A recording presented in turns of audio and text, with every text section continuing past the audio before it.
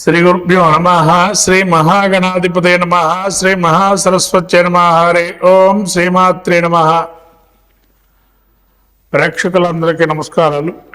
రాబోయేటువంటి మనకు మాఘమాసం, ఫిబ్రవరి మాసము. ఈ మాఘమాసంలో అత్యద్భుతమైనటువంటి విశేషమైనటువంటి రోజులు అనేకం కూడా ఉన్నాయి. మాఘమాసంలో ముఖ్యంగా చెప్పాలంటే మనకు అందరికీ కూడా చిన్నపిల్లలకి అక్షరాభ్యాసము అనేది ప్రత్యేకంగా చేస్తాం ఈ మాఘమాసంలో. అదే వసంత పంచమి అంటారు. అట్లాగే వసంత పంచమి తర్వాత రథసప్తమి, మనకి ఎండలు విపరీతంగా అయ్యేటువంటి రోజు ఇక్కడి నుంచి ప్రారంభం. రథసప్తమి రోజు నుంచి అంటారు కొంతవరకు. అంటే స్వామివారికి ఆరోగ్యాన్ని మన అందరికీ, జనాలందరికీ ఉషోదయం, దేవతలకి ఉషోదయం ఏంటంటే సూర్యోదయం అంటారు. అంటే దేవతలకి ఈ రథసప్తమి రోజు నుంచి కూడా సూర్యోదయము వేళ అని చెప్పి అని అర్థం. అంటే మనకి నిత్యం కూడా అనేకం సూర్యోదయం జరుగుతుంది. దేవతలకి సూర్యోదయం వేళ, బ్రాహ్మీ ముహూర్తం ఎట్లయితే మనకు ఈ సంక్రమణ నుంచి మొదలయ్యి రథసప్తం వరకు కూడా వారికి ఇంకా తెల్లవారుజాము ఇంకా అవుతూ ఉంటుంది, కానీ పూర్తిగా తెల్లవారు. కాబట్టి ఈ రథసప్తమి అనేది ఏదైతే ఉందో అక్కడి నుంచి పూర్తిగా సూర్యుడు కిరణాలు అనేది ప్రసరమై ఆరోగ్యవంతమైన ప్రసరణం అనేది కలుగుతుంది. అట్లాగే భీష్మ ఏకాదశి, మనకు అంపశయ్య మీద ఉత్తరాయణ పుణ్యకాలంలో భీష్ముడు తన యొక్క మోక్షాన్ని పొందాలని చెప్పి కృష్ణుడితో యుధిష్ఠిరుడైనటువంటి ధర్మరాజుతో భీష్ముడు సంవాదం చేస్తూ ఇక్కడ విష్ణు సహస్రనామ పారాయణం చేయటం వల్ల భీష్మ ఏకాదశి ఉత్తమమైన ఫలితాలు పొందుతారు. అట్లాగే మహామాఘి అంటే ఎక్కడైనా ఎవరైనా స్నానము అనేది ప్రత్యేకమైన నియమంగా పెట్టారు. నదీ స్నానము చేయమని ఇక్కడ. అంటే దేవతలకి సూర్యోదయం వేళ అవుతుంది కాబట్టి మాఘస్నానం అనే ఫలితం మనకు పద్మపురాణం అంతర్గతంగా వైశాఖ పురాణం, మాఘపురాణం, కార్తీక పురాణం అనేటువంటి దానిలో చూసుకున్నట్లయితే ఈ యొక్క మహామాఘి అంటారు దాన్ని. కాబట్టి ఈ పౌర్ణమి రోజున మాఘస్నానం, సముద్ర స్నానం కూడా చాలా విశేషంగా చెప్పబడింది. అట్లాగే నోములకి, వ్రతాలకి మనం పట్టుకునేటువంటి నోములు, ఆడవాళ్ళు స్త్రీలు పట్టుకునే నోములు, ఇవన్నీ కూడా ఈ మాఘ పౌర్ణమి కానీ రథసప్తమి కానీ నోములు పట్టుకోవచ్చు. అట్లాగే తర్వాత వచ్చేటువంటిది మనకు మహాశివరాత్రి, అత్యద్భుతమైనటువంటి శివరాత్రి జాగరణ అనేది కలుగుతుంది. కాబట్టి ఇటువంటి పర్వదినాలు ఈ మాఘమాసంలో ఉన్నాయి మనకి. ఈ మాఘమాసంలో అటు శివుడికి, అటు కేశవమూర్తి అయినటువంటి సత్యనారాయణ స్వామి వ్రతాదులు ఇవన్నీ కూడా మాఘమాసంలో విరివిగా చేస్తారు, వ్రతంలో కూడా చెప్పబడింది.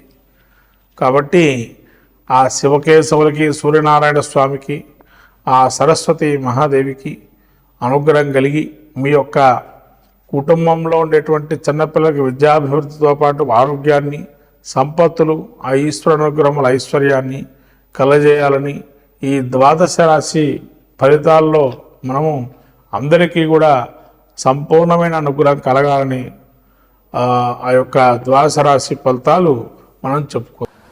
మాఘమాసం ఫిబ్రవరి నెల ఈ యొక్క ధనుస్సు రాశి వారి యొక్క స్థితిని చూసినట్టయితే ముఖ్యంగా ధనుస్సు రాశి వారికి ఈ యొక్క గ్రహస్థితి ఏ విధంగా ఉంది అనంటే, ద్వితీయం నుంచి రవి తృతీయ స్థాన సంచారము, అట్లానే బుధుడు కూడా తృతీయ స్థాన సంచారము, శని, బుధ,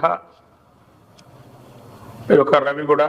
మరి చతుర్థంలో శుక్రుడు, రాహు, షష్టంలో గురువు, సప్తమంలో కుజుడు వక్రి, కేతువు దశమ సంచారం. ఈ విధంగా గ్రహస్థితి చూసినట్టయితే ముఖ్యంగా ధనుస్సు రాశి వారికి సోదర వర్గంతో పాటు బయటి వారు కూడా సహాయ సహకారాలతో వృద్ధిలోకి రావటం, సహచర వర్గాలు కూడా వీళ్ళకి అనుకూలంగా ఉండటం, ప్రతి పనిలో కూడా వీళ్ళకి అండగా ఉండడం, తర్వాత ప్రబల వృత్తి అంటే బయటలో కూడా ఇంటా బయట మంచి పేరు రావటం, తద్వారా కీర్తి గణించడం.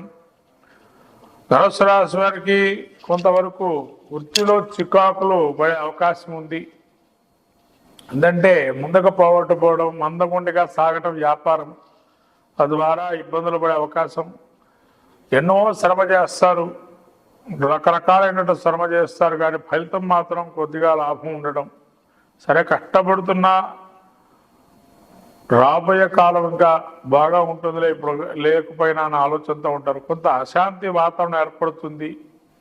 మీ సహచర వర్గం కావచ్చు, ఇంట్లో వాళ్ళు కావచ్చు, వాళ్ళ వల్ల కొంత అశాంతి లోపం చేయడం, ప్రతి విషయాన్ని మీకు దాకా రావటం, దాని ద్వారా మీరు ప్రతి చీటికి మాటికి చేదరించుకోవటం, చిన్న విషయాల్లో కూడా కొంతవరకు ఇబ్బంది పడటం, ఇవన్నీ కూడా ధనుస్సు రాశి వారికి ఈ యొక్క మాసంలో ఉంది. అట్లాగే చతుర్థమందు శుక్రుడు రాహు కలయిక వల్ల వాహనాలు ప్రయాణం చేసిన జాగ్రత్త ఉండడం, తర్వాత శత్రుక్షయము ధనలాభము, అంటే శత్రువు వల్ల బాధ ఏవైతే ఉన్నాయో పూర్వార్ధం ఇప్పటివరకు కూడా అవన్నీ నశించిపోతాయి. ఉత్తరార్థం అంటే ఫిబ్రవరి మాసంలో, రాబోయే ఫిబ్రవరి మాసంలో ఈ యొక్క గురుడు కూడా షష్ఠ స్థానంలో ఉండడం వల్ల సదా కాలక్షేపం చేయటం, సజ్జన సాంగత్యం చేయటం మంచిది. కుజుడు వక్రై ఉన్నాడు సజ్జనంలో, కాబట్టి వక్రైన కుజుడు కూడా యోగదాయకంగా ఉన్నాడు. కాబట్టి సజ్జన సాంగత్యము, భక్తి పారవస్యంతో ఉండటం వల్ల అనుకూలమయ్యేటువంటి అంశాలు ఎక్కువగా ఉన్నాయి. అట్లానే ఈ యొక్క శని తృతీయంలో ఉండడం వల్ల సహచర వర్గం వల్ల అనుకూలంగా ఉంటుంది. బుధుడు 3లో ఉండడం వల్ల కొంత వేళ తప్పిన భోజనం వల్ల ఇబ్బందులు కలగటం, బంధువుల్లో కావచ్చు లేదా సహచర వర్గంలో ఉండేవారు కొంత బుద్ధిబల ప్రదర్శన చేయటం ముందర అది మీకు నచ్చకపోవటం, తద్వారా వాళ్ళ వల్ల హాని కలుగుతుందేమో భయంతో ఉండటం అనేది జరిగే అవకాశం ఉంది. ఈ విధంగా శుక్రుడు చతుర్థం ఉండటం వల్ల కుటుంబంలో కానీ ఇంట్లో కానీ ఒక భగభాగ్యాదులు స్థిర సంపదల్లో ఉండడం, పిల్లాపాపలు కూడా ఆరోగ్యంగా ఉండటం, తద్వారా మంచి ఉల్లాసమైన భరితమైనటువంటి జీవితాన్ని గడపడం అనేది ఉత్తరార్థంలో బాగా ఉంది. ఈ ఫిబ్రవరి మాసంలో పూర్వార్థం కన్నా ఉత్తరార్థం అత్యద్భుతంగా ఉంది ధనుసు రాశి వారికి. అట్లాంటి ప్రయాణాల్లో కూడా కొంచెం మంచి నేర్పులు నేర్చుకుంటారు. ప్రయాణాల్లో కూడా కొన్ని విషయాలు పరిజ్ఞానం పెరుగుతుంది. అట్లానే మీ యొక్క స్థితిగతులు ఏవైతే ఉన్నాయో వాటిని కొంత ఇబ్బంది ఉన్నా కూడా అయినా మనం మొక్కవని దీక్షగా ముందర వెళ్ళటం వల్ల మంచి పనులు జరిగే అవకాశం ఉంటాయి. ఈ విధంగా ధనుస్సు రాశి వారికి ఈ మాసంలో ముఖ్యంగా రాహు చతుర్థమందు గురుడు షష్టమందు ఉండడం వల్ల గురుక్షేత్ర దర్శనము, దత్తక్షేత్ర దర్శనం కానీ గురుచరిత్ర పారాయణం కానీ చేసుకోవటం వల్ల మంచి ఫలితాలు వస్తాయి. ఈ విధంగా ధనుసు రాశి వారు ఇంకా మంచి ఫలితాలు పొందాలంటే ఈ యొక్క పరిష్కార మార్గాలు చూసుకోవాలా, తద్వారా మంచి అవకాశం ఉంది ఈ యొక్క మాఘమాసంలో ధనుసు రాశి వారికి. ఏదైనా తింటే భోజనానికి సమయానికి బేలవతాళం లేకుండా తినడం వల్ల అజీర్ణం, అంటే ఆ వ్యవస్థ కొద్దిగా అజీర్ణాభిన్నం కావటం వల్ల ఇబ్బందులు కలుగజేస్తాయి. కాబట్టి ముఖ్యంగా వేళ తప్పిన భోజనం చేయకుండా సకాలంలో భోజనం చేయడం అనేది మంచిది. ఈ మీన రాశి వారికి ముఖ్యం మీద ఏదైనా కానీ రుణాన్ని తీసుకునేటప్పుడు కానీ, రోగాలు ఉన్నా కానీ, శత్రువృద్ధులు కానీ ఇవన్నీ తగ్గించుకునే ప్రయత్నం చేయండి. ఏదైనా కానీ అంటే శత్రువు తగ్గాలి అంటే మాట ధరను అదుపులో ఉండాలి, రుణాలు తగ్గాలంటే ఖర్చు తగ్గించుకోవాలా, రోగాలు రాకూడదంటే సమయానికి తగిన ఆహారం పదార్థాలు నియమబద్ధంగా ఆహార సమతుల్యాన్ని పాటించాలి. ఇవన్నీ చేస్తే ఇవేవి రావు. కాబట్టి ఇవి వచ్చాయి అంటే మనం ఎంతవరకు దాన్ని సమతుల్యం చేయాలో ఆలోచన చేయాలి. కాబట్టి ముఖ్యంగా మీనరాశి వారు జన్మ జాతకరీత్యా యోగదాయకంగా ఉన్న, గోచారీత్యా ప్రతికూలంగా ఉంది కాబట్టి 50% ఎంతైనా మిశ్రమ శాతం ఫలితాలు వస్తాయి. మీనరాశి వారు ఈ యొక్క మాఘమాసంలో శివారాధన చేసుకోవడం వల్ల నవగ్రహ అనుగ్రహం కలుగుతుంది. అట్లానే రాబోయే ఈ వసంత పంచమి, మహామాఘి ఇలాంటి మహాపర్వదినాలు ఉన్నాయి. ఇదివరకు మనం ఏదైతే చెప్పుకున్నటువంటి ద్వాదశరాశి వారికి పౌర్ణమి కానీ, ఏకాదశి కానీ, అష్టమి కానీ, అట్లానే వసంత పంచమి, రథసప్తమి లాంటి మహాపర్వదినాల్లో మన శాస్త్రీయ ధర్మాన్ని పాటిస్తూ ఆచరణ యోగ్యంగా చేసుకోవటం వల్ల ద్వాదశ రాశుల్లో అందరూ కూడా మంచి ఫలితాలు కూడా గోచరిస్తాయి.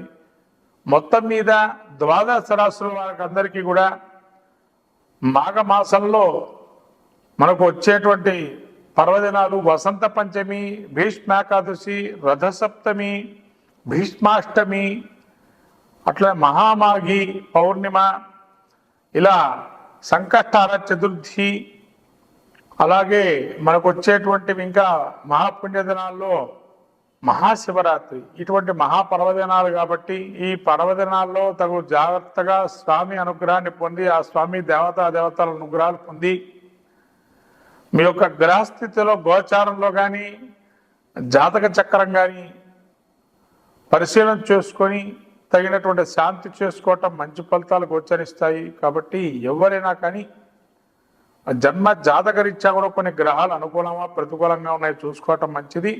తద్వారా ఈ చెప్పేటువంటి పరిష్కార మార్గాలు దానికి తోడుగా కూడా చేసుకోవటం వల్ల ఇంకా మంచి ఫలితాలు పొందుతారు ఈ ద్వాదశ రాశులు.